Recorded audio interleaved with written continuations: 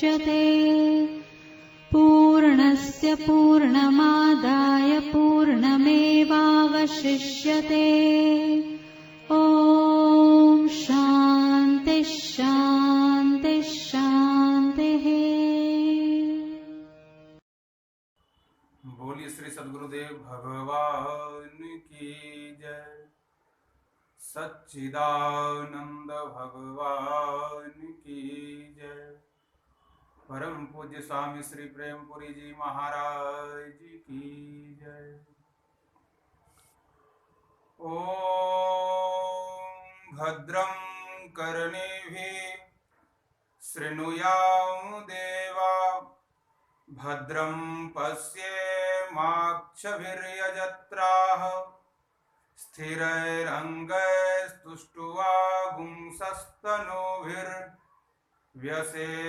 देवहितं यदायुः। ॐ शान्ति शान्ति शान्तिः। ॐ स्वस्ति न इन्द्रो वृद्धश्रवाः स्वस्ति नः पूषा विश्ववेदाः स्वस्ति नस्तार्क्ष्यो अरिष्टनेमिः स्वस्ति नो बृहस्पतिर्दधातु।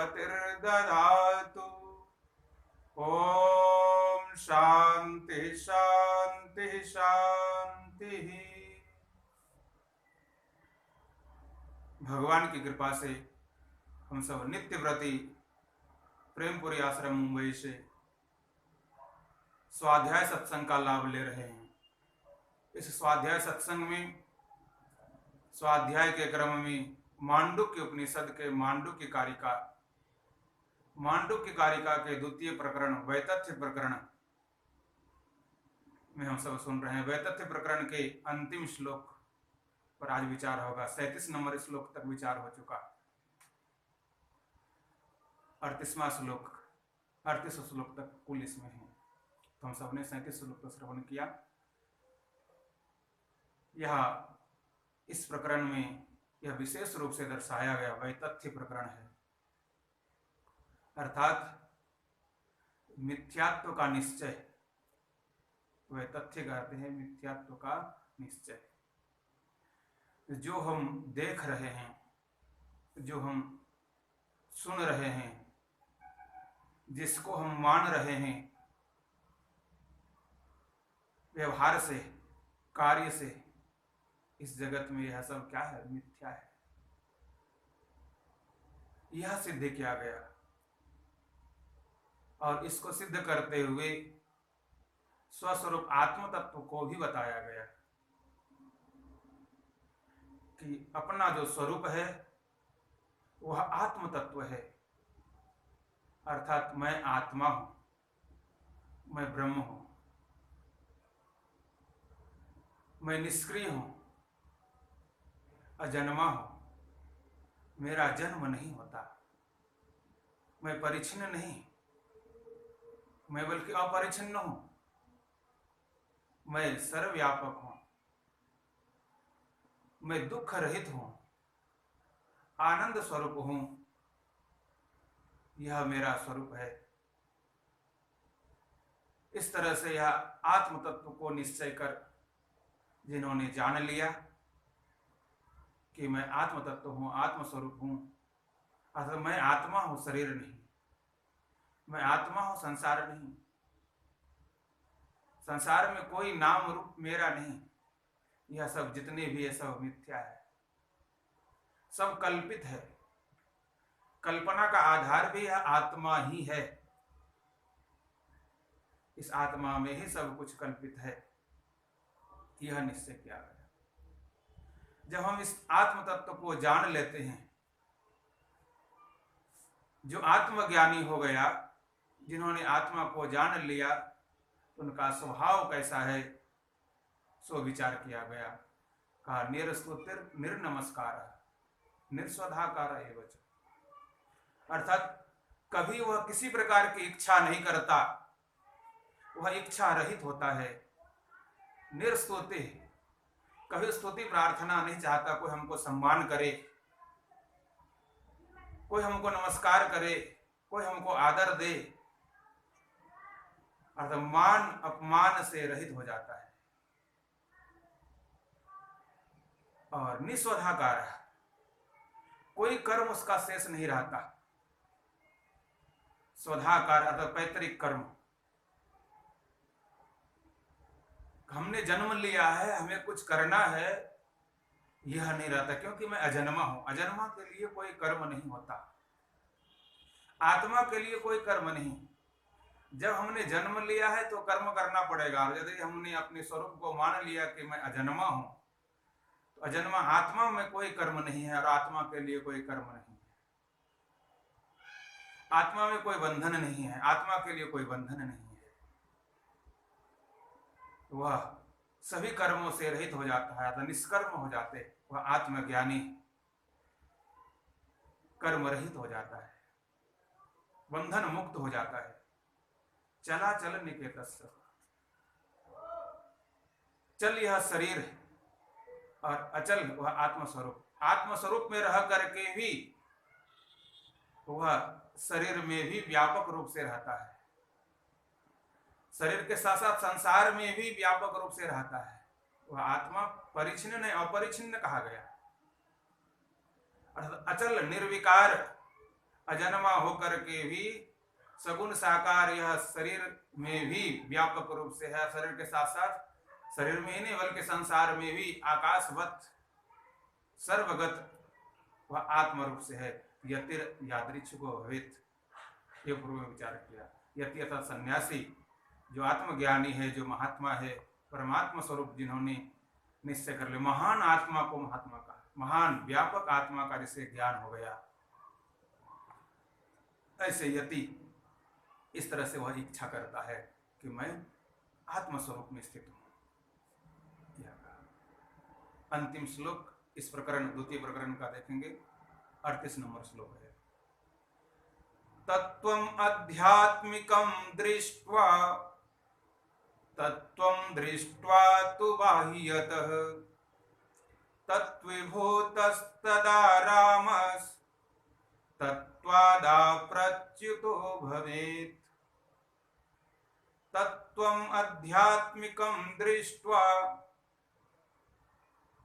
तत्त्वं दृष्ट्वा तु बाह्यतः तत्विभूतस्तदा रामस् तत्त्वादाप्रच्युतो भवेत्।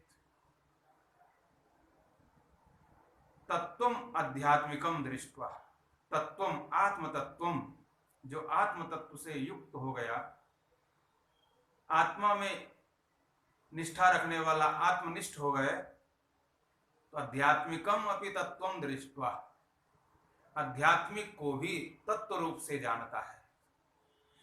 जब मैं आत्मा हूं तो आत्मा का स्वरूप सर्वव्यापक, मैं आत्मा हूं, सर्वव्यापक वह आत्मा, मैं आत्मा हूं, तो इस शरीर में भी मैं ही हूं और संसार में भी मैं हूं, ऐसा ज्ञान होता।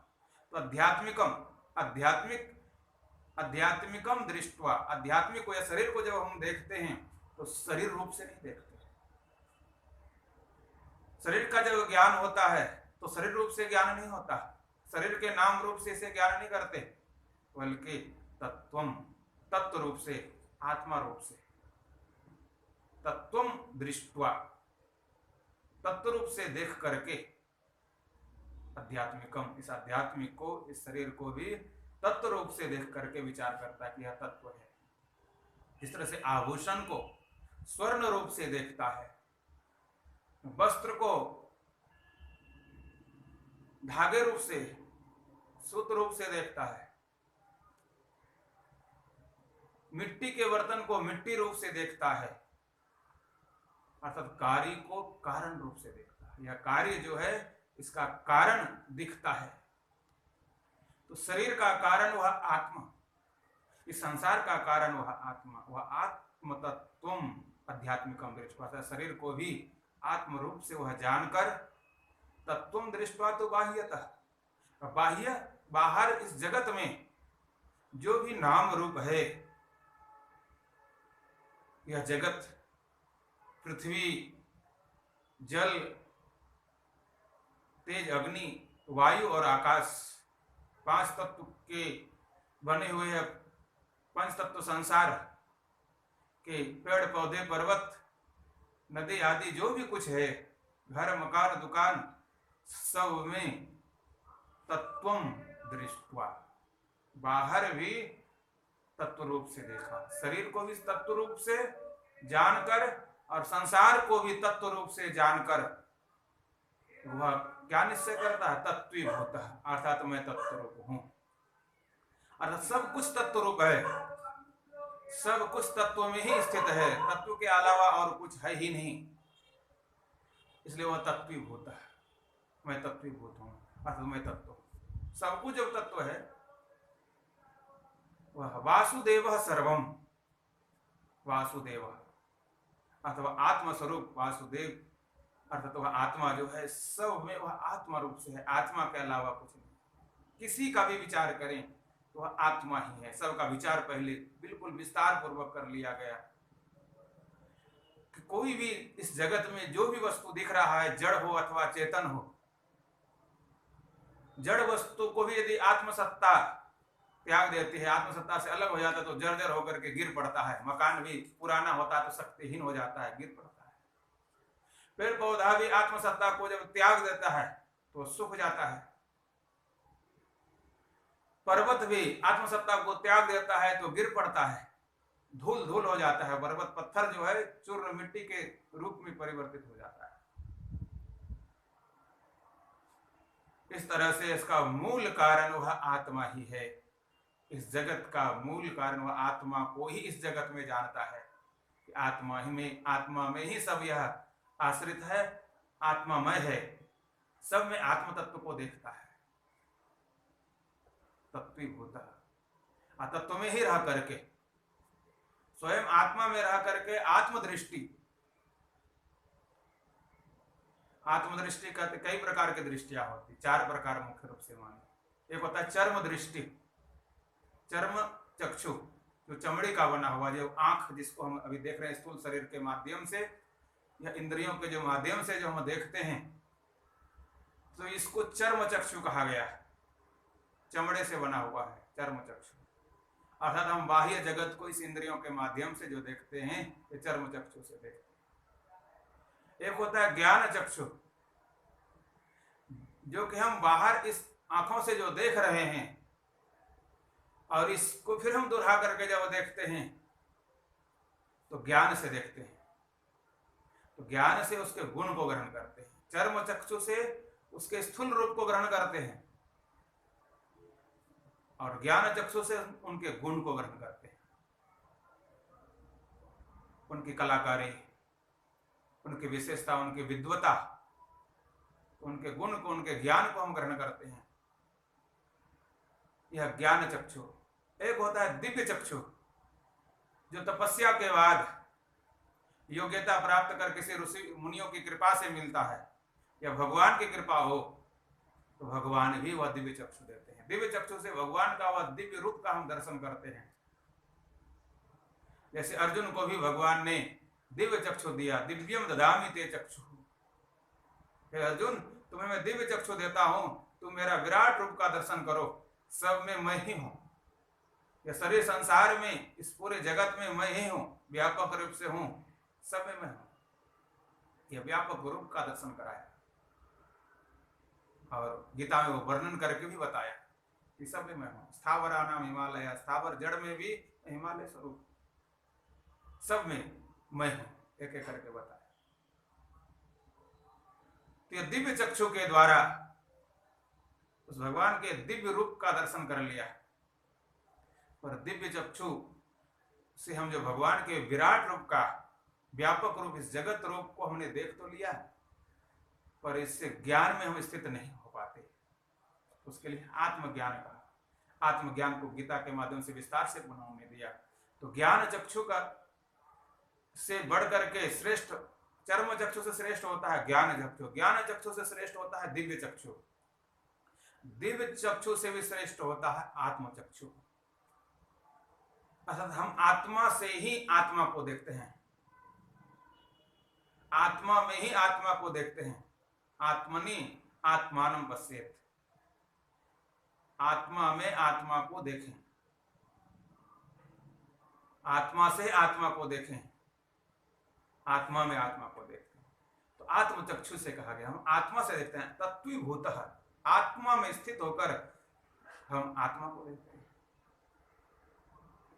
हम जब सगुण साकार में से तो सगुण साकार दिखता है। जैसी हमारी भावना होती है वैसे ही हम देखते हैं, जैसी हमारी स्थिति होती है, जैसा हमारा विचार होता है वैसा होता है। हमारा आत्मदृष्टि यदि हो गई, तो आत्मदृष्टि यदि हो गई, तो हम आत्मचक्षु को प्राप्त कर लिए, अर्थात हमने आत्मा से आत्मा के रूप में हम सबको देखेंगे। यह कहा तत्वीभूतस्तदा रामस्, अर्थात उसी में रमन करता हुआ, उस आत्मा में रमन कर, तत्वीभूत होकर के, आत्माभूत होकर के, और आत्मा में रमन करता हुआ अप्रच्युत हुए, कभी वह आत्मा से प्रच्युत न हो। अर्थात यदि हम आत्मज्ञानी हैं तो वह आत्मा का ही सदा चिंतन करते रहे, आत्मा में ही स्थित रहे, यह बताया गया। इसको भगवान भाष्यकार के माध्यम से हम विचार करेंगे। कहा बाह्यम पृथिव्यादि तत्वम अध्यात्मिकम देहादि लक्षणम रज्जु सर्पादिवत स्वप्न मायादि वच्च असत, यह विचार किया गया। बाह्यम, बाह्य वस्तु क्या है? तो पृथिव्यादि तत्व, पृथ्वी जल तेज वायु और आकाश, यह बाह्य जगत, और इसी से बना हुआ यह पूरा संसार। तो बाह्य, बाह्य में भी पृथ्वी आदि को भी हम जब देखें, बाह्यम तत्वम दृष्ट्वा तु बाह्यतः, ये कहा गया ऊपर वाले पंक्ति में, तत्वम दृष्ट्वा तु बाह्यतः। तो बाहर भी जो देखे तो तत्व रूप से देखे, इस जगत को भी देखें तो तत्व रूप से देखें, आत्म रूप से देखें। पृथ्वी आदि को भी देखें तो वह आत्म रूप से देखें कि सब आत्मा ही है। और आध्यात्मिकम च देहादि लक्षणम, आध्यात्मिक कहा देहादि लक्षण, इस देह को भी, शरीर को भी देखे तो तत्व रूप से देखे। कैसा? तो रज्जु सर्पादिवत, जैसे रस्सी में सर्प है, रस्सी है, रस्सी आत्म रूप से है, सर्प यह देहादि रूप से।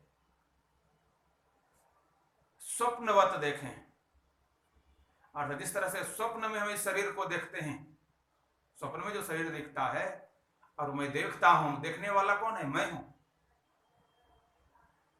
तो अपने शरीर को भी देखते हैं और उस स्वप्न में अपने शरीर के अलावा और दूसरे के शरीर को भी देखते हैं, और स्वप्न में बनाया हुआ स्वप्न का वह संसार भी देखते हैं।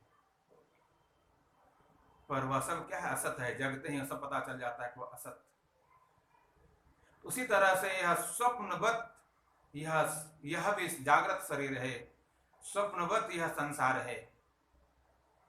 इस तरह से मायादिवत, जैसे माया से, जादू से कोई कुछ दिखाता है, वास्तव में वो देखने भर तक ही सीमित है, उसके अलावा कुछ नहीं।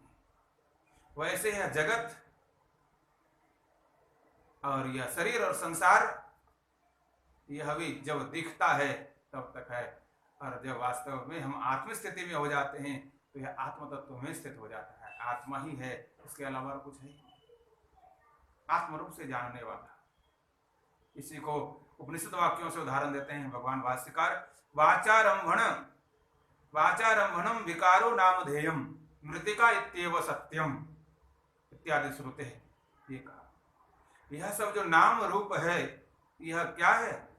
तो वाचारंभणम, वाणी का एक विकार है, मृतिका इत्येव सत्यम, मिट्टी ही एक सत्य है। मिट्टी से बने हुए कुल्लड़, सकोड़ा, घड़ा, मकान, दुकान, जितने भी मिट्टी से बने हुए पेड़ पौधे, यह सब क्या है? नाम रूप एक जगत है। इस नाम को यदि मिटा दो तो उसमें क्या है? जैसे घड़ा है, तो मिट्टी से बना हुआ वो घड़ा है, घड़ा के नाम को हमने मिटा दिया और उसके रूप को भी हमने मिटा दिया तोड़ करके। यदि हम उसको तोड़ दिए उस घड़े को, तो उसका रूप भी मिट गया, नाम भी मिट गया। तो नाम रूप यदि मिट गया तो क्या बचा? तो मृतिका इत्येव सत्यम, मिट्टी ही एक सत्य बचा, मिट्टी के अलावा और कुछ नहीं। तो वह कारण रूप एक सत्य है।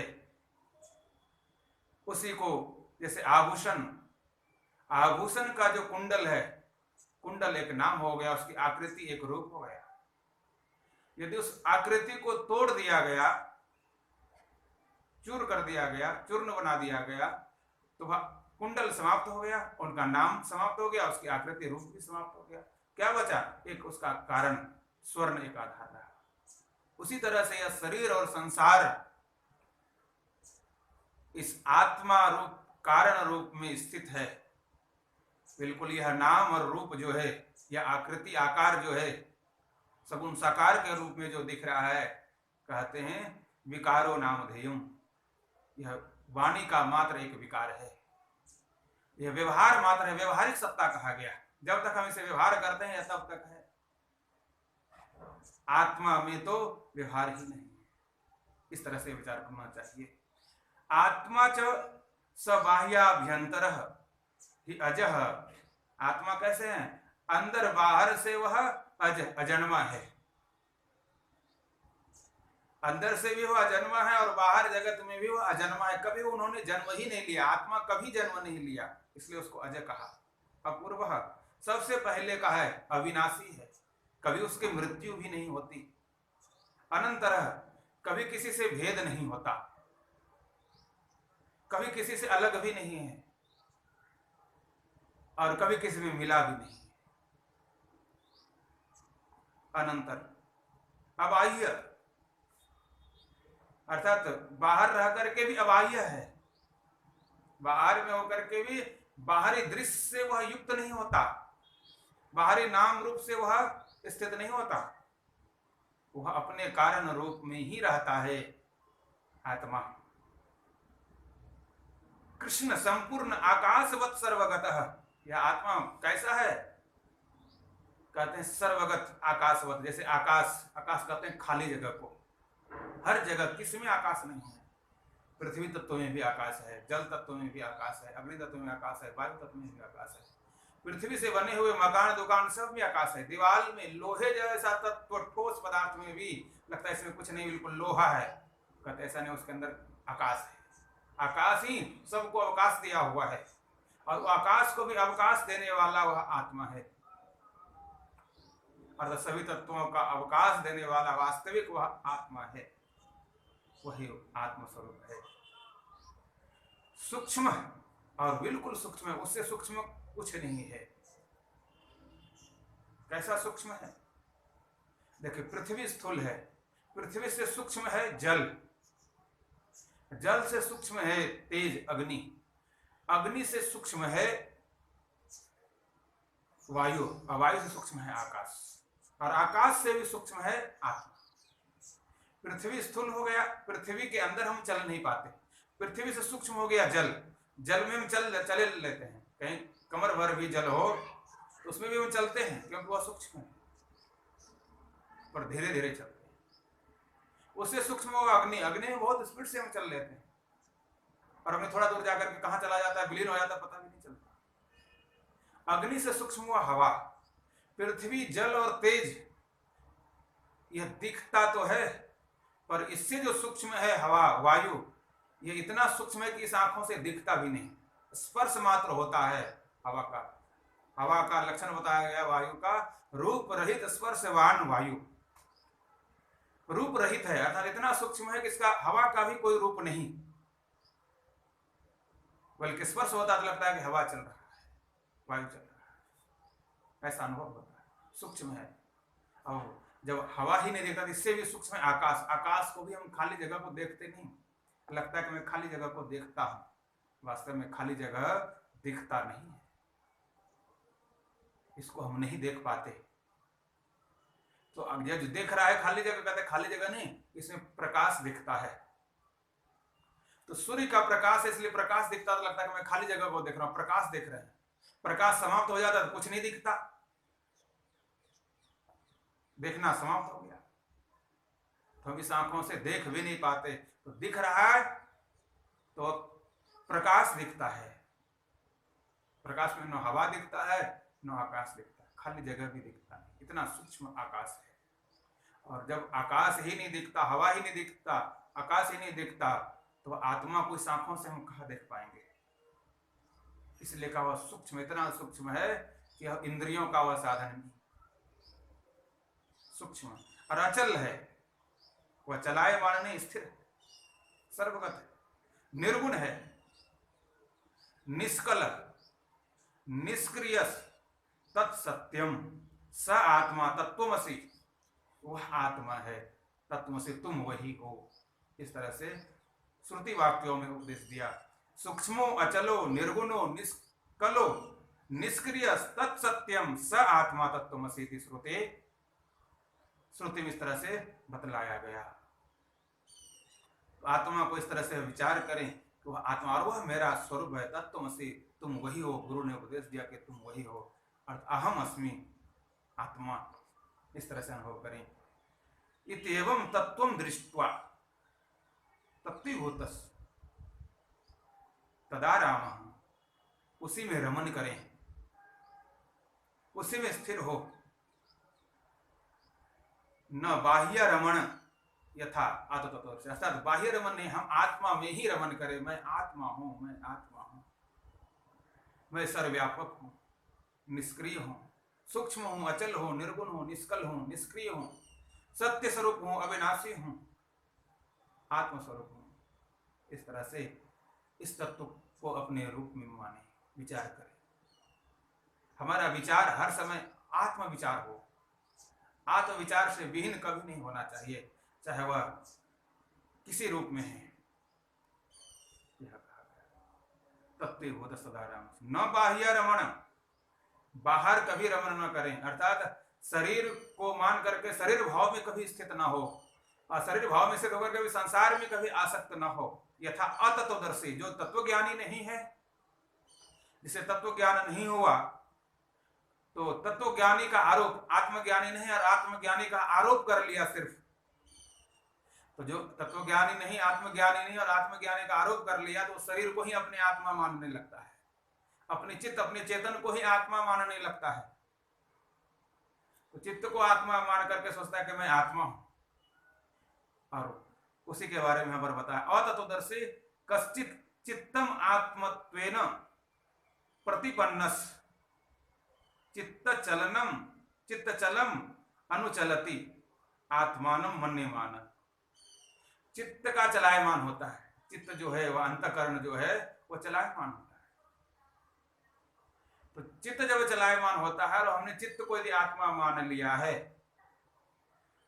तो चित्त जब चंचल हो गया तो लगता है कि मैं चंचल हो गया, मैं आत्म तत्व से विचलित हो गया। तो वास्तव में आत्म तत्व से आत्मा कभी विचलित नहीं होता, आत्मा का स्वभाव ही नहीं है विचलित होना।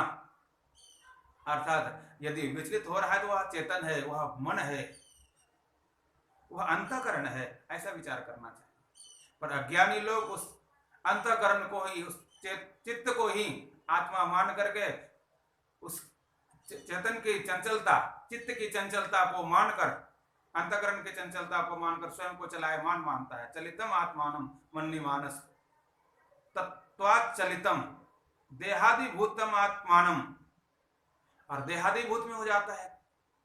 मैं दुखी हो गया, तत्व से भ्रष्ट हो गया, आत्मज्ञान से भ्रष्ट हो गया, आत्मनिष्ठा से भ्रष्ट हो गया। कदाचित मन्यते प्रच्युतो अहम आत्मतत्वादिति तत्वाद इदानीमिति, मैं आत्म तत्व से प्रच्युत हो गया, गिर गया, मैं दुखी हो गया, भ्रष्ट हो गया। तो वास्तव में आत्मज्ञानी कभी भ्रष्ट नहीं होता। जो आत्मज्ञान को प्राप्त कर लिया वह आत्मा है। तो चित्त के स्वभाव को अपने में आरोप नहीं करना चाहिए, अंतःकरण के स्वभाव को अपने में, इसका विचार पूर्व में विस्तार पूर्वक कर लिया गया, हम सब श्रवण किए। चित्त का स्वभाव है, यदि वह चंचल हो रहा है, कुछ विचार कर रहा है, तो मैं चित्त नहीं हूं, मैं अंतःकरण नहीं, बल्कि अंतःकरण में मैं हूं, साक्षी रूप से हूं। मैं साक्षी रूप में मैं अचल हूं, निष्क्रिय हूं, निष्कल हूं, और चित्त चंचल है, मैं चंचल नहीं। चित्त स्वाभाविक रूप से चंचल है तो अपने आप स्थिर हो जाएगा। कहते उड़ी जहाज के पंछी पुनी जहाज पे आए। जब एक समुद्र में जहाज जा रहा तो उसके ऊपर एक पंछी था, और वो पंछी उड़ना चाहा तो जहाज के ऊपर से जब समुद्री जहाज से ऊपर से उड़ा, उड़ करके समुद्र में कहाँ जाएगा? कोई सहारा नहीं, कोई ठौर नहीं, कहाँ बैठेगा जाकर के? उड़ता हुआ जब थक गया तो आकर के वह पंछी पुनः जहाज पे आया, पुनः जहाज पर ही अपना आश्रय बनाया। उस पंछी के तरह यह हमारा चित्त है, यह अंतःकरण है, यह मन है। यह चलायमान होता है, यह चंचल होता है, यह व्यवहारिक विचार भी करता है। तो चित्त यदि व्यवहारिक विचार करता है तो उसमें अहम बुद्धि ना हो कि मैं विचार करता हूं, बल्कि चित्त विचार करता है, मन विचार करता है। अपने को मन से अलग कर उस मन को अलग से देखे कि यह मन चलायमान हो रहा है। पर यह मन चलायमान हो रहा है, कब तक चंचल रहेगा?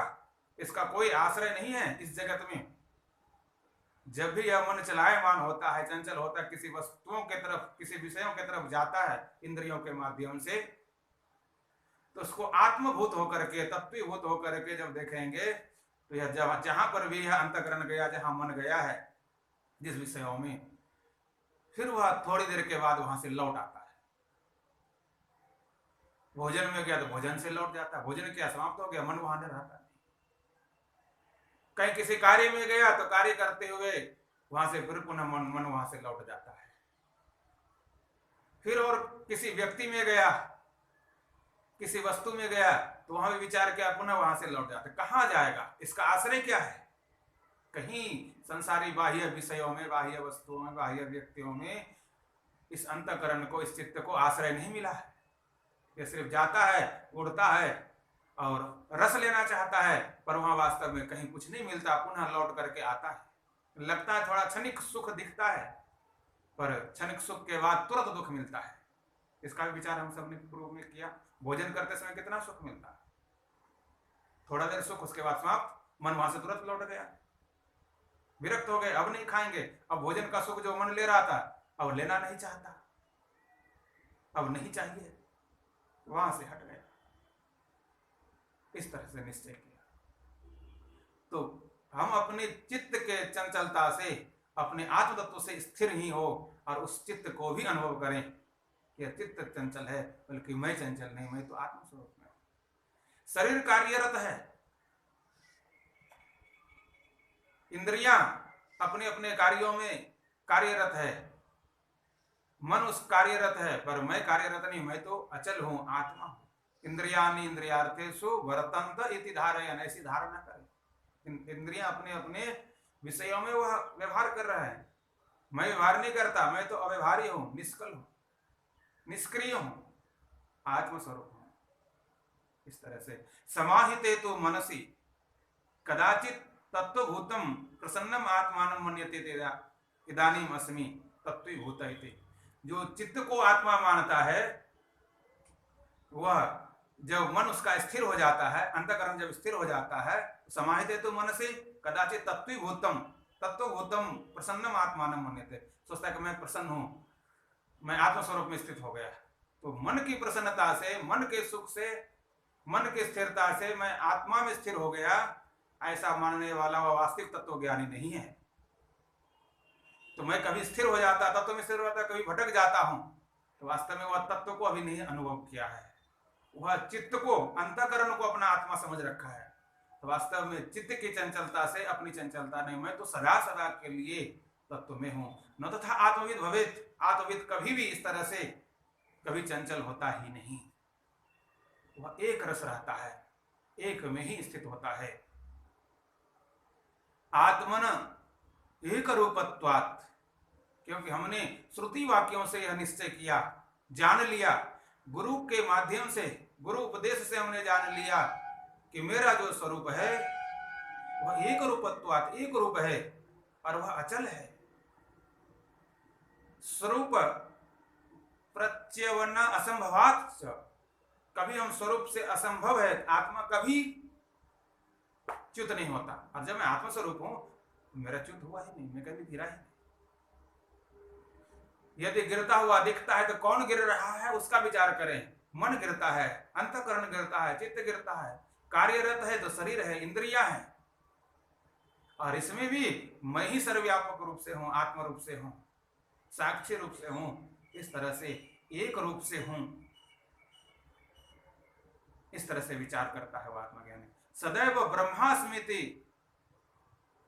अप्रच्युतः भवेत्, सदा एव ब्रह्मास्मि, सदा ही मैं ब्रह्मास्मि, अर्थात हर समय ब्रह्म में ही, आत्मा में ही स्थिर है, स्थित है, ऐसा निश्चय हुआ।